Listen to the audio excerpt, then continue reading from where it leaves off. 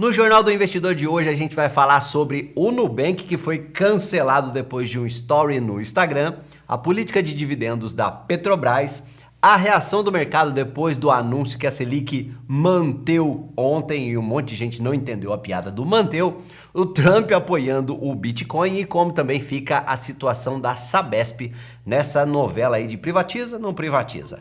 Bora nessa! Uma boa noite para você. A gente começa aqui falando sobre a recente decisão do Copom de manter, o Copom manteve, sim senhor, é o correto, segundo o Pasquale, é Pasquale ou Pasquale? Da Faria Lima. A taxa Selic ficou em 10,5% ao ano. Essa história aí tá causando um verdadeiro rebuliço e também impactando diretamente a sua vida financeira, então é hora de explicar de uma forma clara e leve como é a especialidade aqui da casa. Primeiro a gente tem que entender o que significa aí essa decisão de manter a Selic em 10,5% ao ano. O Copom decidiu segurar os juros nesse patamar porque as perspectivas de inflação pioraram, assim como também pioraram, né, as contas do governo, a parte fiscal. Mas o que importa aqui pra gente, o impacto no seu bolso, né? Com a Selic em alta, os investimentos em renda fixa, como o Tesouro Selic, CDB, continuam atraentes, já que eles continuam oferecendo retornos mais altos. É aquela velha história, né? Quem gosta de segurança vai continuar ganhando muito bem com esses investimentos seguros pra cacete. Mas calma lá, ó. Isso também significa que os juros dos empréstimos e também dos financiamentos continuam altos, o que não é uma boa notícia para quem está pensando em pegar um dinheirinho emprestado. Agora, se a gente for falar de renda variável, a história muda um pouco, tá? Porque o mercado de ações sofre com juros altos porque aumenta o custo de oportunidade de investir em ações versus a renda fixa. Investir na bolsa fica menos atrativo quando você pode ganhar bem sem ter que sair do sofá com a renda fixa, né? Quer dizer, quem tá comprando ali pro longo prazo tá achando tudo isso uma verdadeira festa, né? Porque compra, leva mais do mesmo produto para casa, pagando menos. E isso pode causar uma certa turbulência nessa história aí de Selic e de confusões envolvendo declarações de governo. Pode sim causar uma certa turbulência no Ibovespa, que é o nosso principal índice de ações por aqui, que anda patinando, sabe? E os empresários, como que eles se sentiram depois dessa manutenção aí da Selic? Ó, a indústria não está nada feliz com essa decisão do Copom. A manutenção da Selic alta significa crédito caro para as empresas, dificultando investimentos e também expansão. Tem que pensar também na inflação, hein, empresário? Não esqueça disso. Representantes da indústria criticaram a decisão, alegando que o cenário econômico precisa de um empurrãozinho para crescer. É como, eles se sentem como se alguém tivesse jogado um balde de água fria ali nas esperanças da retomada econômica, né? Mas para você, cidadão que está aí tentando equilibrar as contas de casa, essa decisão do Copom significa que aquele sonhado financiamento imobiliário deve continuar pesado. Os juros altos não ajudam quem quer comprar alguma coisa parcelada. E a inflação que o Copom tenta controlar com esses juros aí afeta também diretamente o preço dos alimentos, dos combustíveis, do dólar e que por sua vez impacta na inflação também, enfim, vários outros bens essenciais. Portanto, o planejamento financeiro continua sendo fundamental para você não deixar o orçamento do seu lado aí desandar, tá bom? Então, a dica é essa, né? Fica de olho bem grande aí nos seus investimentos e também nos juros que você está pagando e muito cuidado com as dívidas, né, meu amigo? A não ser que você seja um empreiteiro aqui no Brasil, porque aí pode. Aí você está autorizado a fazer corrupção, não vai para cadeia e na hora de pagar multa ainda leva 50% de desconto como benefício. 4 bilhões a menos na conta do governo e quem paga as contas? A sua comprinha aí com menos de $50, claro, né? Justo e moral. A Selic a 10,5% favorece a renda fixa, mas para quem tem dívidas, o momento pede cautela. Aliás, sempre, né? Se você tem dívidas, já pensou nisso? Quando é que você vai parar de acordar todos os dias para ganhar um dinheiro que não é seu, hein? Mas a questão principal aqui mora nos detalhes. O diabo mora, mas também a parte boa aqui da história. Se você não acompanhou o nosso vídeo de ontem, bem feito para você, porque você não é inscrito aqui no canal, hein? Mentira. Você viu? É verdade. Brincadeira que eu for de verdade. Você viu que o Lula atacou o presidente do Banco Central dizendo que ele tem lado político, mas o resultado do Copom de ontem, né, de manter a Selic alta, veio acompanhada da unanimidade da decisão dos diretores do Banco Central. Inclusive aqueles que foram indicados pelo Lula. Então, o problema não era necessariamente o Roberto Campos Neto não, né? Para você ver os detalhes dessa treta, eu vou deixar para vocês, já deixei aqui o link aqui em cima. O fato é que essa unanimidade ajuda a acalmar o mercado sim, né? Porque no último Copom a decisão foi dividida e o mercado ficou com medo do troço descambar para politicagem de uma vez lá dentro do BC, sabe? Fazendo a Selic baixar na marra, como já foi feito outrora aqui no Brasil. Spoiler, não deu certo não. Mas se tem gente que acredita até que o socialismo funciona, rapaz, como é que eu vou criticar essa bobeirinha aí da Selic na marra, hein?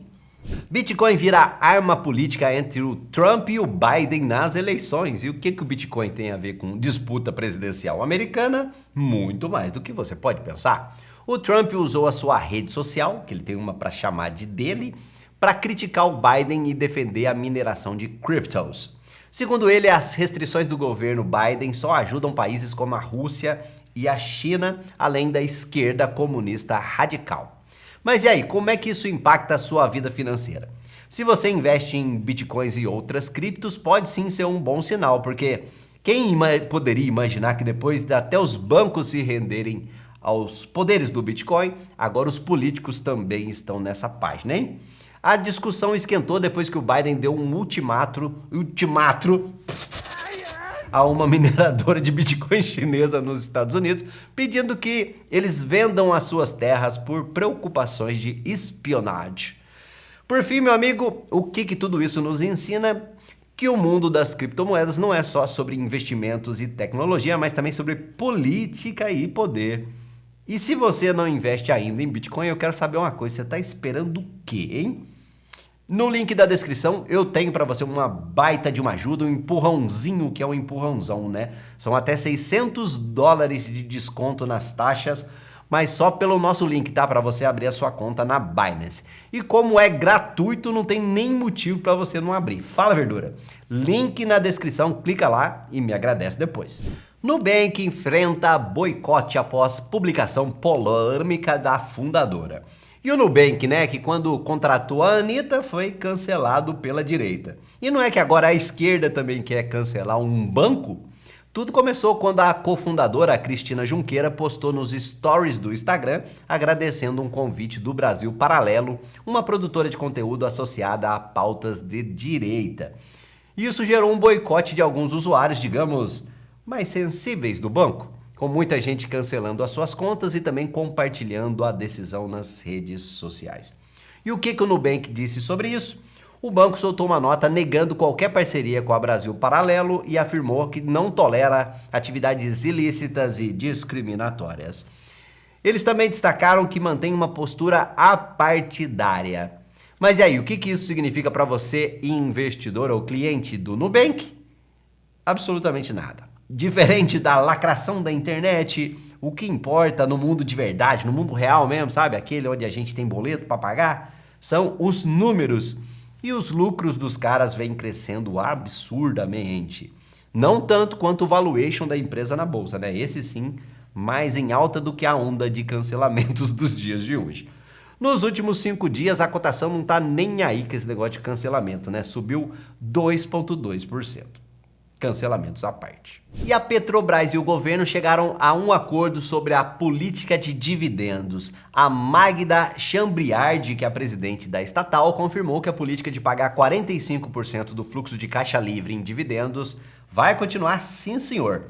Inclusive, hoje foi dia, né, de pagamento de dividendo da Petrobras, até R$ 1,47 por cada ação que você tem. Pingou aí também ou não, hein? Escreve aqui. Isso, claro, essa definição da política de dividendos faz parte de uma vitória para o ministro Haddad da Fazenda, né, que defendeu a manutenção dessa prática.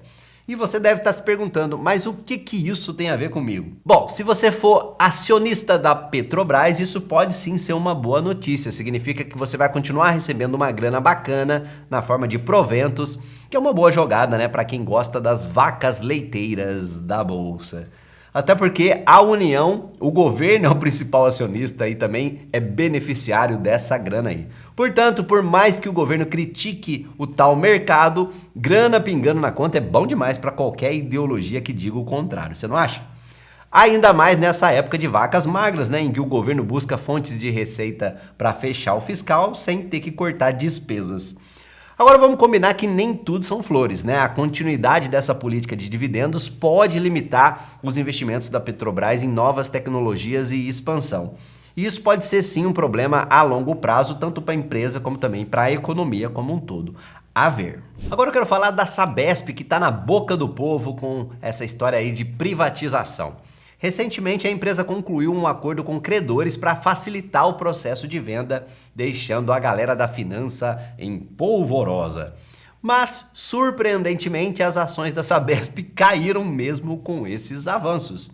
E você aí, investidor, você fica pensando, e daí, né? Acontece que essa queda pode ser reflexo de incertezas sobre quem vai comprar e a que preço também. E isso afeta, claro, diretamente quem tem ações da empresa.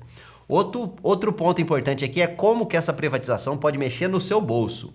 A expectativa é que, sim, a empresa tenha sua eficiência melhorada, o que pode até refletir nas tarifas de água e esgoto a longo prazo. Mas, por enquanto, é bom acompanhar de perto ali os desdobramentos. E falando em política, o governo estadual também tem o seu quinhão nessa história. A venda da Sabesp é uma das grandes promessas para aliviar as contas públicas, então tem sim um interesse forte de fazer isso acontecer logo. E a pressão é grande e qualquer mudança pode gerar impactos no mercado e também nas finanças públicas. Por fim, a lição de casa, que é o que a gente precisa, né?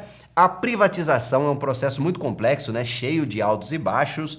E entrar ou sair da empresa no mercado acionário, né, nesses momentos fica cada vez mais arriscado, especialmente se você fizer de uma vez só com muito dinheiro, né, de uma vez só. Então, cuidado aí para não fazer besteira. E aí, você curtiu esse nosso novo formato mais focado em investimentos? Ajuda a gente aqui comentando bastante no vídeo e também manda para os seus amigos para eles ficarem bem informados. Valeu, tudo de bom. Tchau.